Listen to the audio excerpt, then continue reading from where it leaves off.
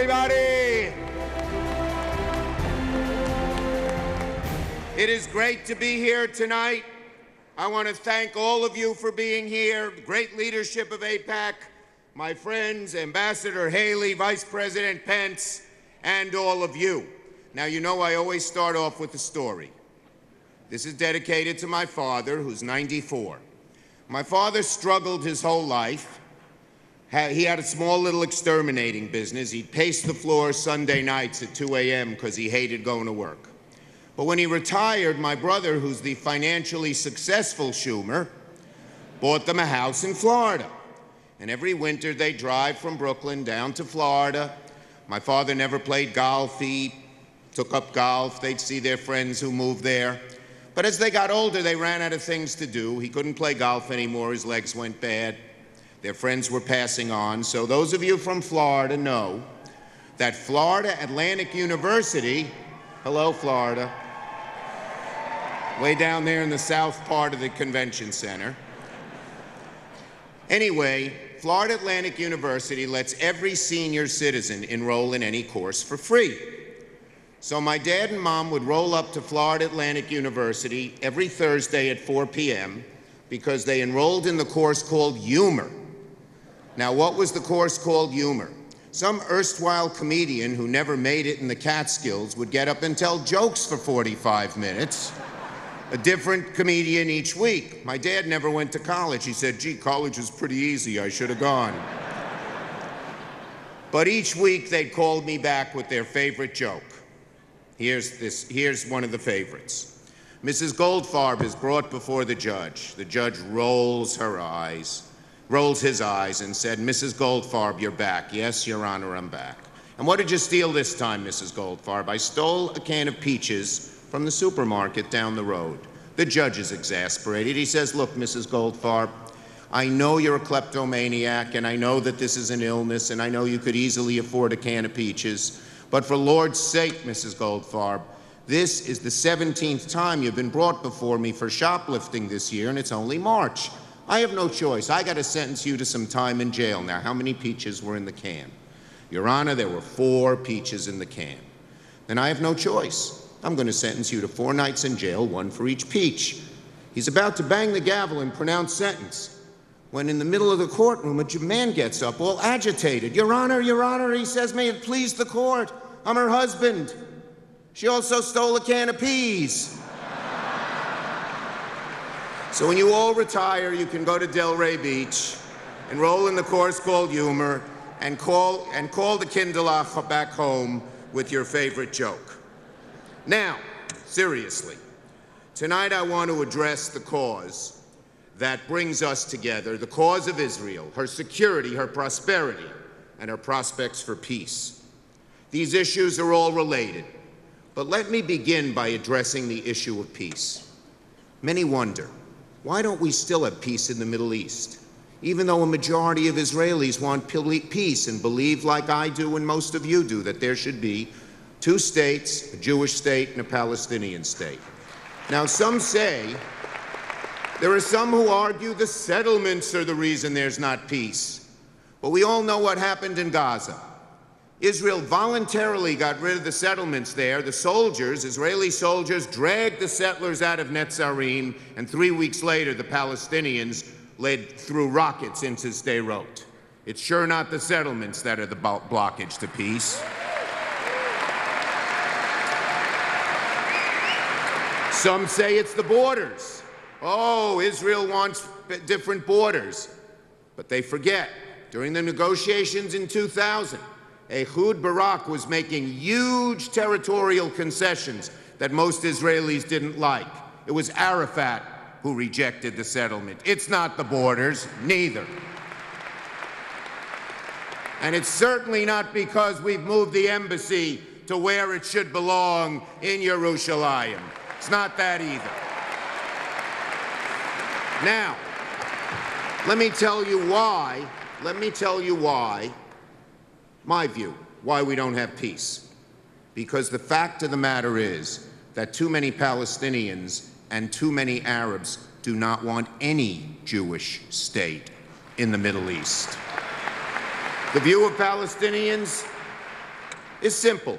Well, the Europeans treated the Jews badly, culminating in the Holocaust, and they gave them our land as compensation. Of course, we say it's our land. The Torah says it, but they don't believe in the Torah.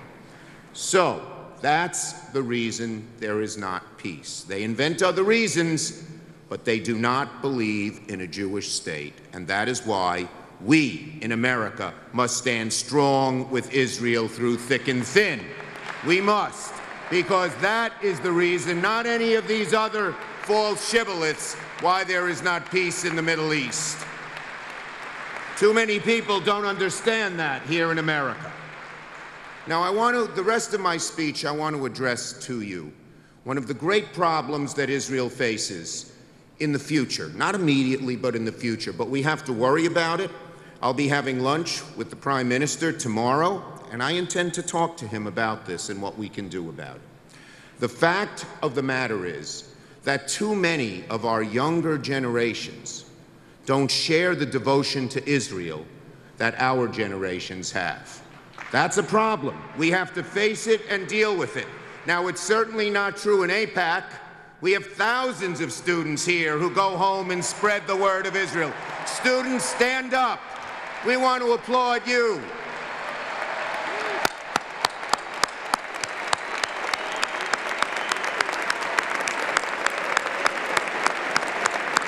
$3,500 students here at AIPAC. God bless you. But we all know the problem. Americans, too many of the younger Americans, don't know the history. And as a result, they tend to say, well, both sides are to blame. Many Americans, younger Americans, didn't grow up knowing Israel was attacked time after time. They think Israel has always been strong. They do not realize that if Israel were weak, her enemies would immediately seek her destruction. I remember being in high school, James Madison High School, Brooklyn, New York.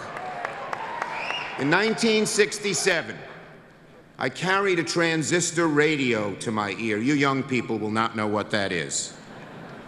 I wouldn't let it go from my ear because it was during the '67 war in June of '67. And I was deathly worried that Israel would just be pushed into the sea by the Arab onslaught. And we were praying to Hashem to please save Israel. Now, the younger generation never experienced this. They haven't lived through a time when Israel's very existence was balanced on the edge of a knife. Fortunately, these days have passed, but Israel faces challenges that no other nation must face. While Putin enables Assad's atrocities in Syria, while a humanitarian crisis unfolds in Yemen, while human rights abuses happen every day to so many in Iran, somehow, to some, Israel receives the blame for a chaotic Middle East. The world celebrates the most incremental progress by Israel's neighbors and ignores the generous cooperation between Israel and her fellow nations, including her former enemies.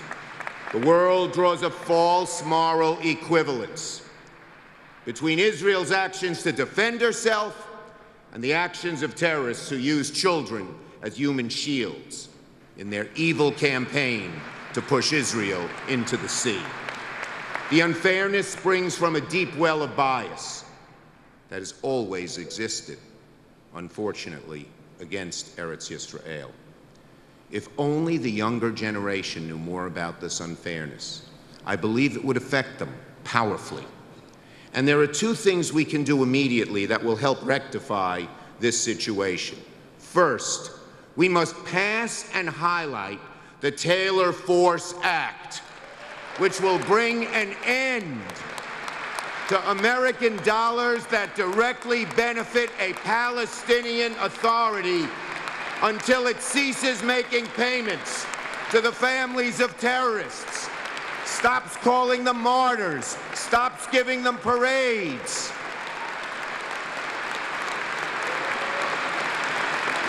My friends, this is not just about funds to the Palestinian Authority.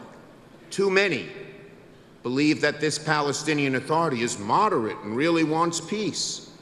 The Taylor Force Act will confront the world will force the world to confront the dark truth that the Palestinian Authority every day actively aids and abets terrorism.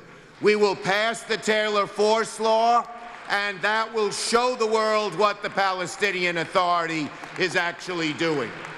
That while Israel justifiably defends its borders, the PA celebrates and compensates terrorists as martyrs.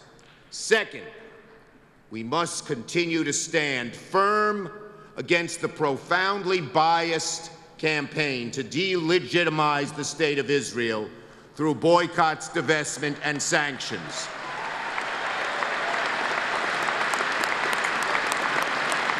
While Iran publicly executes its citizens, Turkey jails its journalists, scores of Arab nations punish homosexuality with imprisonment and torture, why does BDS single Israel out alone for condemnation? When there is such a double standard, when the world treats everybody one way and the Jew or the Jewish state another way, there's only one word for it: anti-Semitism. Let us call out the BDS movement for what it is.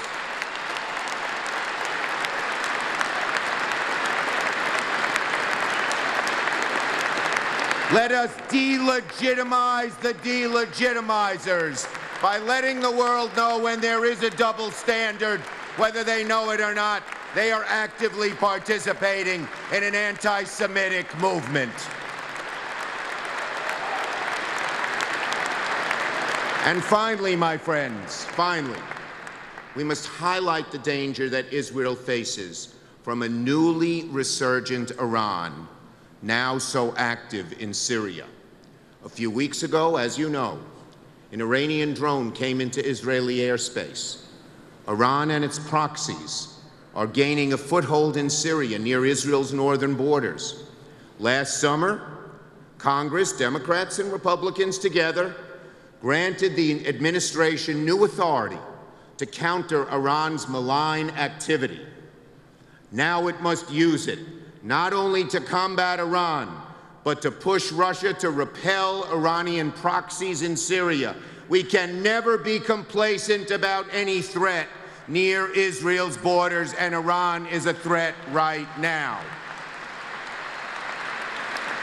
So, we must do these things and more to ensure Israel's security, to educate the younger generations about the true nature of the situation in the Middle East.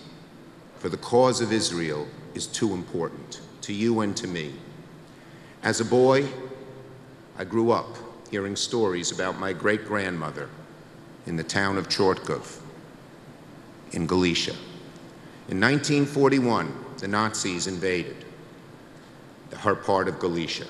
They told my great-grandmother to gather her whole family on the front porch of their house, from elderly people to little babies.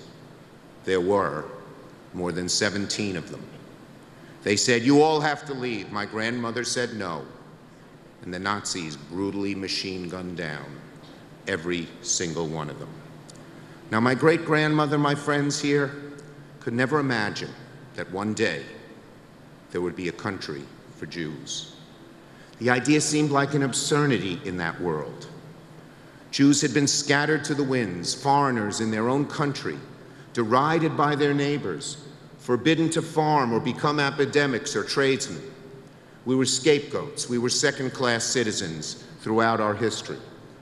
Just imagine if you could go back and tell the Jews of the shtetl that one day there would be a Jewish state of Israel. Imagine if you could tell the Russian Jew, chased from town to town by angry mobs and burning torches, that one day he'd have a state where he could seek refuge and live like anybody else. Imagine if you could whisper to the Polish Jew, who they came for one day and loaded on a train, separated from his family, forced to labor day after day, and watch those wreaths of smoke rising under a silent blue sky. Imagine if you could tell him one night that someday soon there would be an Eretz Yisrael, that after 2 millennia of wandering the desert, the Jewish people would return home, where we could live in freedom and raise families in peace, if only we could tell them. My friends, we must never forget what Israel and its freedom mean to the Jewish people, and what the friendship of the United States means to securing that freedom. As long as Hashem breathes air into my lungs, I will not forget. I know you will not forget. And together we will forever fight to protect the Jewish people and the Jewish state of Israel. Am Yisrael Chai! Am Yisrael Chai!